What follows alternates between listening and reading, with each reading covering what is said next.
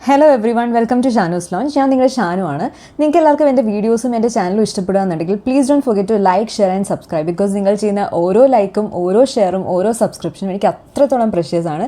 Also ഇതിനെ ഒരുപാട് motivate ചെയ്യുന്നുണ്ട്. സോ എൻ്റെ വീഡിയോസ് ഇഷ്ടപ്പെടുകയാണെന്നുണ്ടെങ്കിൽ please don't forget to like, share and subscribe. ഇന്ന് ഞാൻ ആക്ച്വലി വന്നിരിക്കുന്നത് ഒരു അൺബോക്സിങ് വീഡിയോ ആയിട്ടാണ്. ഞാൻ എന്താണ് അൺബോക്സ് ചെയ്യാൻ പോകുന്നതെന്ന് വെച്ച് കഴിഞ്ഞാൽ JBLൻ്റെ ഒരു ഇൻ ഇയർ ഹെഡ്ഫോണാണ് ഞാനിന്ന് അൺബോക്സ് ചെയ്യാൻ പോകുന്നത്. ഇതാണ് JBLൻ്റെ ഇൻ ഇയർ ഹെഡ്ഫോൺ. കുറേ നാളായിട്ട് ഞാനൊരു ഹെഡ്സെറ്റ് മേടിക്കണം എന്ന് വിചാരിക്കുന്നുണ്ടായിരുന്നു. ഇടയ്ക്ക് ഞാൻ ഒരു ഇയർഫോൺസ് മേടിക്കുന്നുണ്ടായിരുന്നു. ബട്ട് എന്തോ പറയത്തക്ക വിധം അതിന് പോസിറ്റീവ്സ് ഒന്നും ഉണ്ടായിരുന്നില്ല. പലതും വാങ്ങി കുറച്ച് നാളിനുള്ളിൽ തന്നെ കേടായി പോവും, അങ്ങനെയൊക്കെ ചെയ്യുന്നതായിരുന്നു. സോ ഞാൻ ഇപ്രാവശ്യം വളരെയധികം റിസർച്ച് ചെയ്ത് മേടിച്ചതാണ് ഈ JBLൻ്റെ ഇയർഫോൺ. ഞാൻ ഇന്ന് മേടിച്ചിരിക്കുന്ന മോഡൽ എന്ന് പറയുന്നത് JBLൻ്റെ C100SI എന്ന് പറയുന്ന മോഡലാണ്. സോ ഇത് അത്യാവശ്യം റിസർച്ച് ചെയ്ത് മേടിച്ചത് കൊണ്ടിട്ട് അത്രയ്ക്ക് ഡിസപ്പോയിൻമെൻറ്റ് ഉണ്ടാവില്ല എന്ന് ഞാൻ പ്രതീക്ഷിക്കുന്നു. ഇതിൻ്റെ MRP പ്രൈസ് എന്ന് പറയുന്നത് 1299 ആണ് കൊടുത്തേക്കുന്നത്. പക്ഷേ ഞാനിത് മേടിക്കുന്നത് ആമസോണിൽ നിന്നാണ്.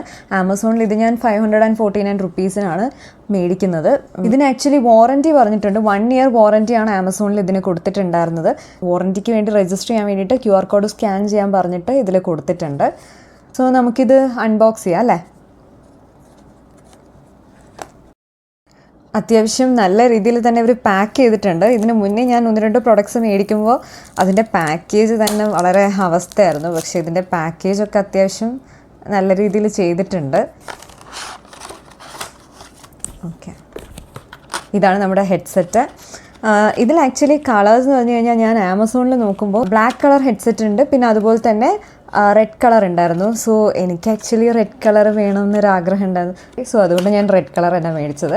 വേറെ ബ്ലാക്ക് കളറും അതിൽ അവൈലബിൾ ആണ്. ബ്ലാക്ക് ഇഷ്ടപ്പെടുന്നവർക്ക് വേണമെങ്കിൽ അത് ഓർഡർ ചെയ്യാമല്ലോ. ഇതിൻ്റെ അകത്ത് ഒരു മാനുവലുണ്ട്. പക്ഷേ ഇത് വായിച്ചിട്ട് എനിക്ക് തോന്നുന്നു ഇത് ഇംഗ്ലീഷ് അല്ല, ഇത് വേറെ ഏതോ ഒരു ലാംഗ്വേജാണ്. മേ ബി ചൈനീസ് ആയിരിക്കണം എന്ന് തോന്നുന്നു. ഓക്കെ, ഇതാണ് നമ്മുടെ ഹെഡ്സെറ്റ്. ഇതാണ് നമ്മുടെ ഇൻ ഇയർ ഹെഡ്ഫോൺ. ഇതാണ് നമ്മുടെ ഹെഡ്ഫോൺ. ഇതാണ് നമ്മുടെ ഇൻ ഇയർ ഹെഡ്ഫോൺ.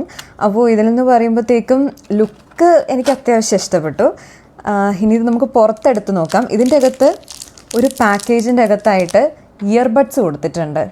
ഇതിനകത്ത് ഓൾറെഡി 2 ഇയർബഡ്സ് ഉണ്ട്. അതല്ലാതെ തന്നെ ഇതിൻ്റെ അകത്ത് 2 പെയർസ് ഓഫ് ഇയർബഡ്സ് ആണ് കൊടുത്തേക്കുന്നത്. 3 സൈസിലാണ് തോന്നുന്നു ഇതിൻ്റെ അകത്ത് ഇയർബഡ്സ് വരുന്നത്. ഇതിൽ ഓൾറെഡി ഒരെണ്ണം ഫിക്സ്ഡ് ആയിട്ടുണ്ട്. ഈ ഫിക്സ്ഡ് ആയിട്ടുള്ളത് എനിക്ക് തോന്നുന്നൊരു മീഡിയം സൈസുള്ള ഇയർബഡും, പിന്നെ അതല്ലാതെ കയ്യിൽ കിട്ടിയിരിക്കുന്ന ഇയർബഡ് എന്ന് പറയുന്നത് ഒന്ന് ലാർജും ഒന്ന് സ്മോളും ആണെന്ന് തോന്നുന്നു. ഈ ഹെഡ്ഫോൺ ഇതിൽ നിന്ന് പുറത്തെടുത്ത് നോക്കാം. ഇതാണ് നമ്മുടെ ഹെഡ്ഫോൺ. അത്യാവശ്യം ലെങ്ത് ഉള്ള കേബിൾ തന്നെയാണ്. കേബിളിൻ്റെ ക്വാളിറ്റി കണ്ടിട്ട് എനിക്ക് തോന്നി ഇതെങ്ങനെ അധികം ടാങ്കിൾ ആവാനുള്ള ചാൻസും ഇല്ല എന്നാണ് എനിക്ക് തോന്നുന്നത്. ഇതിൻ്റെ പ്ലഗ് ചെയ്ത ഈ പോർഷനിലും JBLൻ്റെ ലേബിൾ വെച്ചിട്ടുണ്ട്. പിന്നെ അതല്ലാതെ ഇവിടെ ഒരു ടാഗ് ഉണ്ട്, മെയ്ഡ് ഇൻ ചൈന എന്ന് പറഞ്ഞിട്ടുള്ള ഒരു ടാഗ് വെച്ചിട്ടുണ്ട്. ഇതിൻ്റെ ഇയർ പീസും കാണാൻ അത്യാവശ്യം നല്ലതാണ്. അതിലും JBLൻ്റെ ലോഗോ വെച്ചിട്ടുണ്ട്. പിന്നെ ഇതിൽ മാർക്ക് ചെയ്തിട്ടുണ്ട്, റൈറ്റും ലെഫ്റ്റ് ഇയേഴ്സും മാർക്ക് ചെയ്തിട്ടുണ്ട്. ഇയർ പീസ് എന്ന് പറഞ്ഞാൽ കുറച്ച് ആംഗിളായിട്ടായിരിക്കുന്നത്. അതുകൊണ്ട് തന്നെ എനിക്ക് തോന്നുന്നു ഇത് കുറച്ച് കംഫർട്ടബിൾ ആയിരിക്കും നമുക്ക് വെയർ ചെയ്യാനെന്ന്.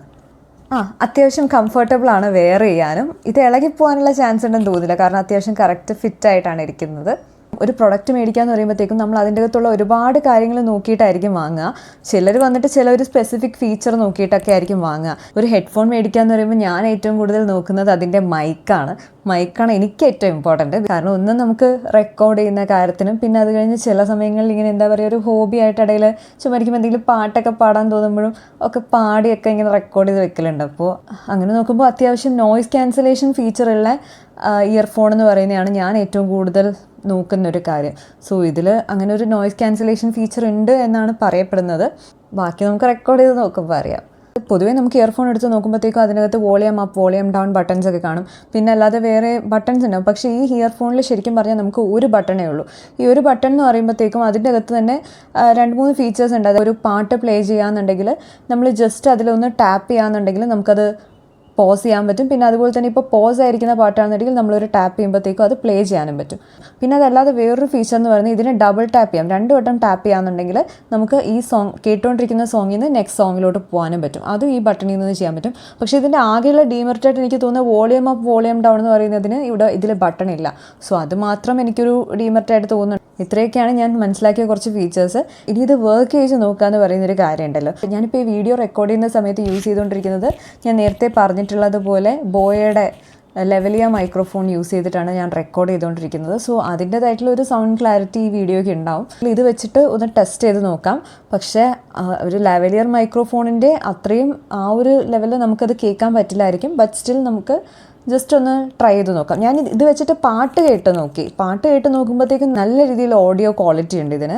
അപ്പോൾ അക്കാര്യത്തിൽ ഒരു ഡൗട്ടൊന്നുമില്ല. എനിക്കിതിൻ്റെ മൈക്കാണ് ശരിക്കും പറഞ്ഞാൽ ടെസ്റ്റ് ചെയ്യണം. ഞാൻ മേടിച്ചത് തന്നെ ശരിക്കും പറഞ്ഞാൽ മൈക്കിൻ്റെ ഫീച്ചറിൽ നോക്കിയിട്ടാണ്. അതായത് മൈക്ക് നോയ്സ് ക്യാൻസലേഷൻ ഉള്ള മൈക്ക് എന്ന് പറഞ്ഞാണ് ഞാൻ മേടിച്ചത്.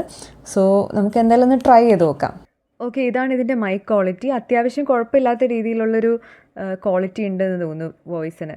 ഞാനിതിൻ്റെ അകത്ത് ഒരു ലെവലിയർ മൈക്രോഫോൺ, മറ്റേ ആ ബോയയുടെ ലെവലിയർ മൈക്രോഫോൺ വെച്ചിട്ടുണ്ട്. പക്ഷേ ഇത് ഞാൻ റെക്കോർഡ് ചെയ്തുകൊണ്ടിരുന്നതിൻ്റെ ഇടയിൽ തിരിച്ചിനി ഇതെടുത്ത് മാറ്റിയിട്ട് അടുത്തത് കണക്ട് ചെയ്ത്, അപ്പോൾ ഇതിനി മാറ്റണ്ടേന്ന് വിചാരിച്ചിട്ട് ഞാനത് റിമൂവ് ചെയ്യാതെ വെച്ചിരിക്കുന്നതേ ഉള്ളൂ. ജസ്റ്റ് ഷോയ്ക്ക് വെച്ചേക്കുന്നതാണ്. ഇത് കണക്റ്റഡ് അല്ല. ശരിക്കും പറഞ്ഞാൽ ഇത് തന്നെയാണ് നമ്മുടെ ഈ ഇയർഫോണിൽ നിന്നുള്ള സൗണ്ട് തന്നെയാണ് ഇപ്പോൾ കേട്ടുകൊണ്ടിരിക്കുന്നത്.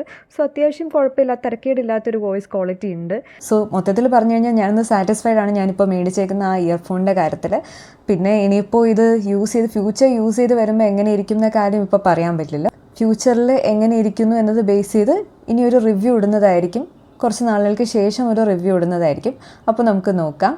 സോ ഒരു ബഡ്ജറ്റിൽ ഒരു 1000 രൂപയ്ക്ക് അകത്ത് തന്നെ ഒരു 1000 അല്ലെങ്കിൽ ഒരു 800 റുപ്പീസിന് ഇടയിൽ തന്നെ അത്യാവശ്യം നല്ല കുറച്ച് ക്വാളിറ്റി ഉള്ളൊരു ഇയർഫോൺ മേടിക്കണം എന്ന് തോന്നുകയാണെന്നുണ്ടെങ്കിൽ എന്തായാലും കൺസിഡർ ചെയ്യാൻ പറ്റുന്ന ഒരു ഓപ്ഷൻ തന്നെയാണ് ഈ JBLൻ്റെ C100SI എന്ന് പറയുന്ന മോഡൽ. സോ അത്രയേ ഉള്ളൂ ഇന്നത്തെ എൻ്റെ വീഡിയോ ഇഷ്ടപ്പെടാമെന്നുണ്ടെങ്കിൽ please don't forget to like, share and subscribe. ഇനി അടുത്തൊരു വീഡിയോ ആയിട്ട് ഉടനെ കാണുന്നത് വരെ സൈനിങ് ഓഫ്.